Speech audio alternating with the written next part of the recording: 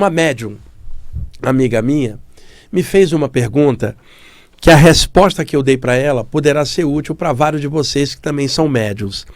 Ela tem uma clarividência muito boa. Ela desenvolveu a mediunidade dela e, com o tempo, o chakra frontal dela foi ativando e ela começou a ter clarividência, além da própria mediunidade. A clarividência é uma capacidade de ver psiquicamente, sem depender da reflexão da luz pelos olhos, vendo a reflexão da luz. É uma visão mental pelo chakra frontal.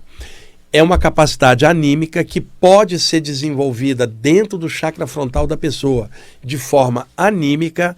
Porém, médiums, pela própria vivência que desenvolveram na mediunidade, acabam tendo uma espécie de expansão dos chakras. Então, alguns médiums têm uma expansão do chakra frontal e também começam a ter clarividência. Agora, tem muitos clarividentes que não são médios, não desenvolveram a mediunidade.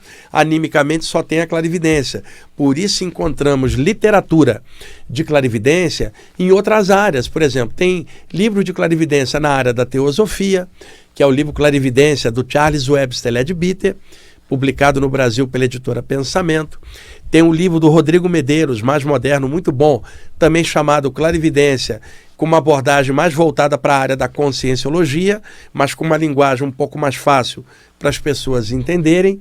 E são autores que não trabalham, nem o Leadbeater, nem o Rodrigo trabalham com mediunidade, ou trabalhavam, simplesmente são anímicos. Agora, tem uma pleide de médiuns que também tem clarividência. Então, é claro que para estudar uma faculdade parapsíquica, se a pessoa está dentro do rol da mediunidade, ela vai tender a interpretar aquilo pelo lado mediúnico.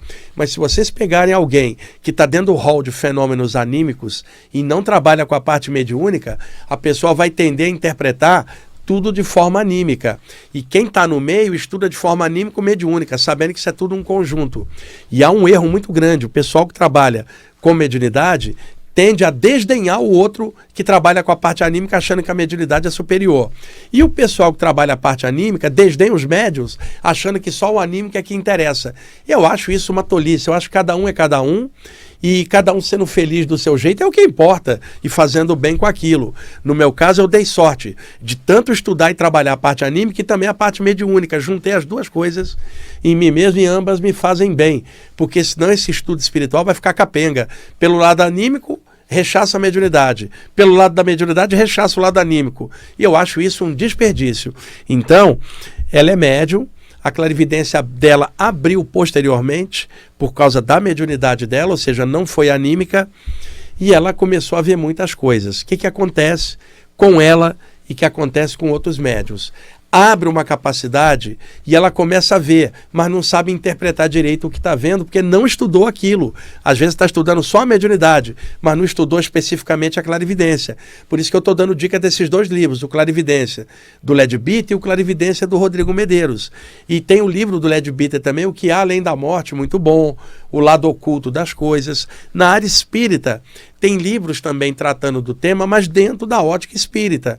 Tem na Umbanda também, dentro da ótica da Umbanda, cada área tem sua maneira. A pessoa deve procurar dentro da maneira que ela gostar, mas de forma livre, né? O temperamento e o jeito dela. Então, muitos veem coisas e não sabem interpretar. E aí ela me fez a pergunta, e depois me disse que levaria para o grupo dela para clarear os outros médios que estão tendo as mesmas visões.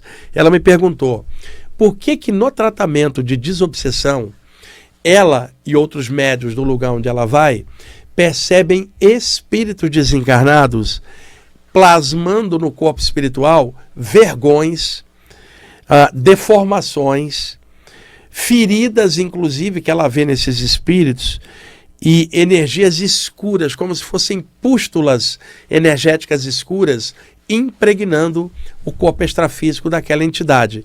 Lembrando que o corpo espiritual, dependendo da doutrina ou do lugar onde se fale disso, recebeu muitos nomes diferentes ao longo da história. Corpo espiritual, corpo astral, perispírito, psicossoma, corpo de luz, corpo extrafísico, tanto faz, estamos falando da mesma coisa, só muda a nomenclatura.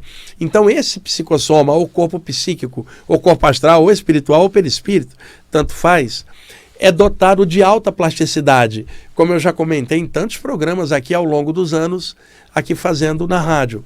Dotado de alta plasticidade, plasma na aparência tudo que a pessoa pensar e imaginar sobre ela mesma. Então já contei muitas vezes que na maioria das saídas do corpo, o corpo astral tende a reproduzir a forma do corpo humano por duplicação, mas pode tomar uma forma mais energética, como uma esfera de luz, pode às vezes tomar a forma de uma vida anterior momentaneamente, porque a pessoa está ligada ao plano material, o corpo humano, e ela tende a pensar como ser humano mesmo fora do corpo. Agora, espíritos desencarnados, quando ainda com baixa lucidez, presos às vezes ao astral inferior, ainda tentando se entender, confusos. É claro que a confusão na mente deles vai causar uma autoestima baixa, vai causar uma complexidade nas formas do corpo astral deles, porque a autoestima está baixa, muitas vezes cai a ficha do mal feito em vida, e aí bate o peso daquilo dentro da pessoa, e ela começa a ficar presa dentro da mente dela, e o corpo astral tende a tomar o formato do estado mental que a pessoa está manifestando naquele momento. E é aí que o corpo astral às vezes pode deformar, parecendo uma coisa distorcida, porque a mente da pessoa também está assim. Sabe aquele pensamento, pessoal? Eu penso, logo existo, do René Descartes, que isso aí é muito conhecido.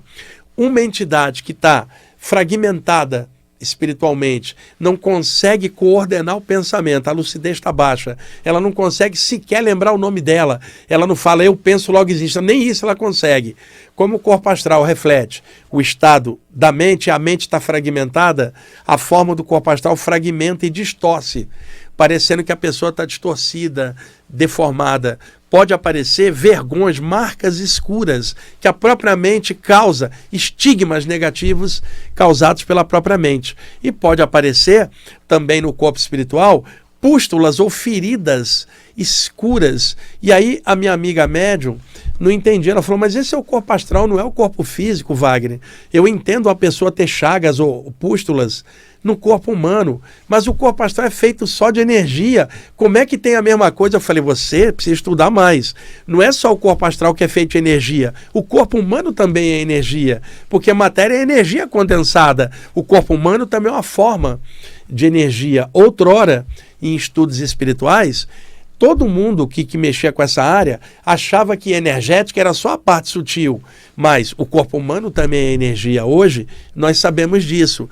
Quando ocorre uma saída do corpo, seja temporária ou definitiva, né, o corpo espiritual tende a ser mais sutil do que o corpo humano. Entretanto, como ele é dotado de alta plasticidade, o que a mente pensa tende a plasmar. O corpo espiritual é mais sutil que o corpo humano, mas a mente está pesada. Então a mente vai sujar a expressão do corpo astral, criando uma condição negativa. Por isso, espíritos com vergões, feridas ou deformações. Por que é importante eu estar trazendo um conteúdo desse aqui para vocês? Para que vários de vocês que são médiums e que trabalham com desobsessão entendam um pouquinho desses espíritos mais densos que são trazidos pelos mentores para receber uma ajuda. Ou para vocês que trabalham com as saídas do corpo, projetores e projetoras. Ao sair e se deparar com uma entidade ferida ou deformada, você às vezes não entende. Eu cheguei a ver, muitas vezes, em trabalho de assistência espiritual, alguém que tinha desencarnado por esfaqueamento e a pessoa do lado de lá plasmava nela as marcas das facadas que tinham sido no corpo. Não era para isso estar plasmado no corpo astral dela, mas ela criou a ideia de que ela foi esfaqueada e de que ela era o corpo, e isso causou essa impressão. Então, quando se trata de uma entidade assim, primeira coisa, passar uma energia regeneradora para ela. E aí o lance do esclarecimento, que às vezes você conversa, ou um mentor conversa, fala, isso aqui é um corpo espiritual, cara. Melhora o teu pensamento, que essas feridas vão sumir, você não está morto. O corpo físico quedou, mas você é uma consciência, já estava viva antes dele e continua viva. Sai dessa, cara, pensa que você é um ser de luz. E aí começa todo um tratamento. Também vi, deixa eu contar uma experiência que eu acho que é o mais fácil para se entender. Eu cresci na Baixada Fluminense do Rio de Janeiro. Então, muitos dos meus amigos de infância, é assim, toda uma geração, você vê com o passar do tempo, todo mundo está na mesma escola, no mesmo bairro, passam-se os anos, um ou dois viram médicos, um ou dois viram juiz, um ou dois vira advogado, um ou dois vira policial, um ou dois vira traficante, um ou dois vai para bandidagem, e daí vai, é toda uma geração. E todo mundo crescendo junto, jogando futebol no mesmo bairro. Como eu cresci na Baixada Fluminense, tinham pessoas de todas as áreas, muitos imigrantes do Nordeste estavam ali, inclusive minha mãe, que era baiana, bem morena, meu pai, branco, filho de portugueses, casaram e tiveram a mim e meus dois irmãos, imigrantes inclusive da Europa, ainda saídos da Segunda Guerra, que não tinham onde morar, foram para a Baixada Fluminense, gente com menor poder aquisitivo, e eu cresci junto de um monte de pessoas que vieram do Nordeste, outras que vieram da Europa, outros negros ali também, todo mundo no mesmo bolo, jogando bola junto, e eu agradeço a Deus pela experiência de ter crescido ali, porque isso me deu visão universalista e tratando todo mundo igual, sem diferença de pele ou cultura ou valor aquisitivo. E eu continuo assim, graças a Deus, porque eu acho abominável alguém diferenciar o outro pela cor da pele. Eu acho isso absurdo, seja quem for e para quem for. Isso em qualquer nível, né? Eu acho isso abominável, pelo menos a maneira como eu penso. E então, com o passar dos anos, como hoje no Rio de Janeiro tem várias milícias, isso já havia desde a década de 80, quando eu namorava no Rio de Janeiro. Já havia isso, não de forma aguda como hoje, mas a violência urbana sempre foi assim, como é em qualquer grande cidade no mundo inteiro. Não pensem que é só Rio, São Paulo, que é assim não. Los Angeles é um inferno, Nova York também. Eu tive em Londres recentemente, Paris. É que a violência de fora é escondida e aponta o dedo para o Brasil, porque é um país de terceiro mundo e aqui as coisas são mais desorganizadas. Mas a violência é um fenômeno ruim mundial, né? A ignorância nossa como seres humanos, como humanidade, é muito grande. Mas, voltando ao tema, alguns dos meus amigos de infância se tornaram policiais, outros se tornaram milicianos e alguns se tornaram justiceiros. Passaram a perseguir traficantes, bandidos e exterminá-los. Polícia mineira era o termo que tinha na época. E um desses rapazes que cresceu comigo se mudou do bairro. Perdi o contato com ele. Anos depois eu soube que ele estava fazendo segurança de um político de outro estado, que eu não vou citar nomes aqui, não importa isso, sendo que a pessoa que eu estou citando já está bem no plano espiritual, eu acabei ajudando-a com o tempo, e esse rapaz começou a exacerbar, e um dia ele ainda estava encarnado, eu acordei fora do corpo, eu já morava aqui em São Paulo, acordei fora do corpo no Rio de Janeiro, em Duque de Caxias, na Baixada Fluminense, no bairro onde eu cresci. Fora do corpo, na esquina da casa onde eu morava, cresci ali, e eu vi à minha esquerda, na avenida principal, uma energia alaranjada, como se fosse fogo no horizonte, e às vezes que eu vejo isso, eu sei que é coisa de umbral, bem pesada. Aquilo vem se aproximando, e eu comecei na minha mente, porque é claro, o meu corpo está dormindo, não tem como ouvir som que se propaga pelo ar, mas tem como você captar direto fora do corpo pelo sentido do corpo astral, que funcionam como um corpo só, visão, audição, não igual aos sentidos físicos, gente, tá? Mas uma percepção direta como se fosse um único sentido de ver, de sentir as coisas. Uma barulheira e vozes de alguém, de uma turba perseguindo alguém, pega ele, pega ele. Quando se aproximou, era este rapaz fora do corpo, vestido de pijama, ele estava dormindo provavelmente no lugar onde ele estava morando, passou correndo e uma turba de espíritos desencarnados atrás dele para tentar pegá-lo. Alguns desses espíritos eram pessoas ligadas aí à coisa da bandidagem que ele tinha matado, né? E estavam atrás dele querendo vingança, e outras entidades. Quando ele passou perto de mim, uma mão me puxou para trás para que eu não fosse visto nem por ele, nem por aquela turba. Eu só estava ali como observador.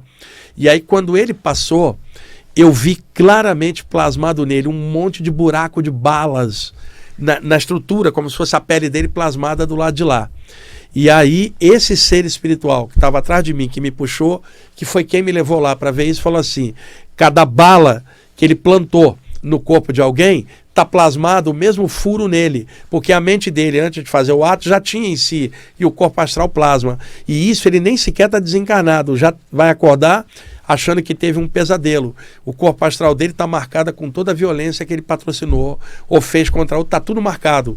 E eu perguntei a ele, mentalmente, e alguém que não tem autoculpa nenhuma, ele falou assim, está tudo registrado na mente.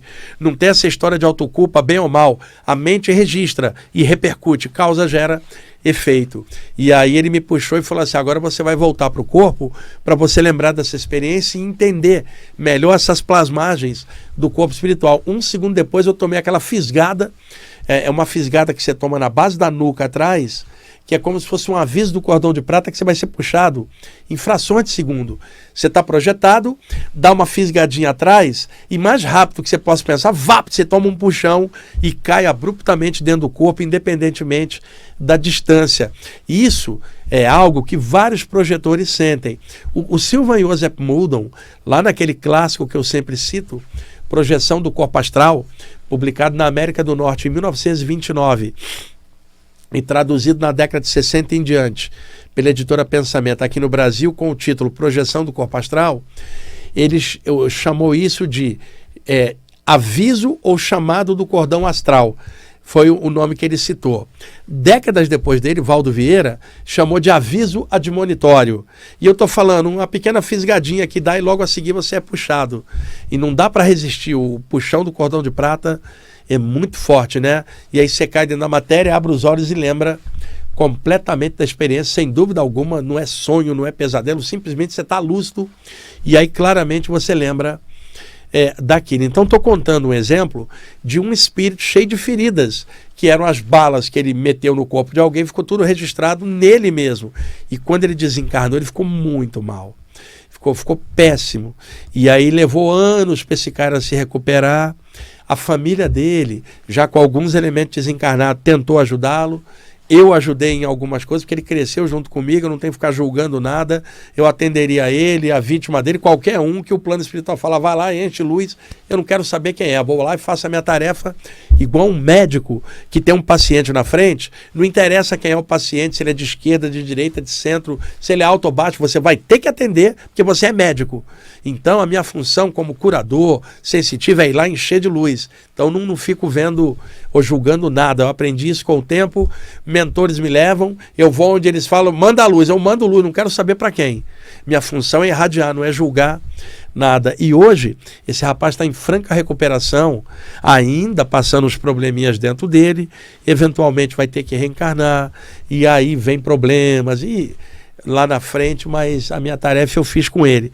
Eu citei o exemplo desse rapaz que eu conheci para poder mostrar para vocês como é que a plasmagem do corpo astral, como é que aparece feridas no corpo espiritual. E aí eu nem cheguei a contar essa experiência para minha amiga médium, mas estou contando aqui para vocês. Agora, um detalhe, em contrapartida, se o corpo sutil plasma vergões e feridas, o oposto também é verdadeiro. Seres espirituais elevados, com pensamentos maiores, pensando ao longo do infinito, já não estão ligados à matéria, não estão ligados aos 5 sentidos do corpo. A consciência começa a expandir e pensar em referências mais altas. Ora, como o corpo astral reflete o que a pessoa está pensando sobre si mesma, e ela deixou o corpo já tem tempo, já não tem mais motivo de ficar ligada na aparência do corpo que ficou para trás, ela já teve outras vidas, ela não tem que ficar ligada nisso, e ela vai e toma um formato às vezes de uma esfera de luz ou de um corpo espiritual translúcido, transparente, você olha, você vê através do espírito, ou às vezes um formato só de energia. Eu já vi entidades que plasmaram a forma de estrela prânica na minha frente, triângulos. Agora, não confundir a forma do psicossoma plasmado com uma forma mental projetada por um espírito em forma de estrela. Por isso que tem que estudar para saber diferenciar o que você está vendo. Então, seres elevados tendem a plasmar formas melhores. Quando eles tendem a aparecer para alguém daqui, eles tomam o formato com o qual eles viveram, que é mais fácil da pessoa aqui percebê-los e deles descerem numa atmosfera muito mais densa, que já não é mais a deles. Então, espíritos avançados não tem que ter formato humanoide. Eles não estão ligados a corpo humanoide já há tempos, mas eles podem tomar o formato humanoide em função de facilitar nossa percepção, ou quando eles descem em trabalho de assistência no astral da Terra, eles têm que tomar uma configuração mais densa para poder resgatar a galera mais densa que está presa por aí. Espero que tá sendo bem claro, gente. Eu estou com a voz bem anasalada por causa da rinite. Espero que esteja dando para vocês ouvirem bem, compreender bem o que eu estou tentando explicar. E novamente vou avisar, filtra tudo que eu estou falando, não acredita em nada, vê se tem lógica, vê se tem segurança na exposição do tema que eu estou passando. E a segurança que eu tenho, ela não veio de livro, ela veio da experiência prática de muitos anos em cima. Agora, veio também da leitura em cima de vários outros que também têm experiências similares. Então isso dá uma segurança, porque você sabe que essa experiência se repete para tantas outras pessoas. Outro dia, eu estava fazendo uma live, as pessoas estavam me entrevistando na live, o tema era sobre saídas do corpo. E é claro, numa live aparece gente no chat comentando coisas, normal. E aparecem comentários legais e às vezes aparecem comentários nada a ver, né? E aí um cara comentou assim, numa live sobre saída do corpo: só o Wagner e o Saulo Calderon que falam de saída do corpo. Só esses dois caras. Eu acho que eles imaginam tudo, porque ninguém mais fala nisso. Ninguém mais fala nisso. Caramba, a literatura de saída do corpo tem dezenas de autores, tantos outros falando, mas o cara não leu, mas entra no chat para falar besteira. Tem um monte de gente que produz livros, conteúdos na internet, falando de saída do corpo. Tem o Saulo Calderon, excelente.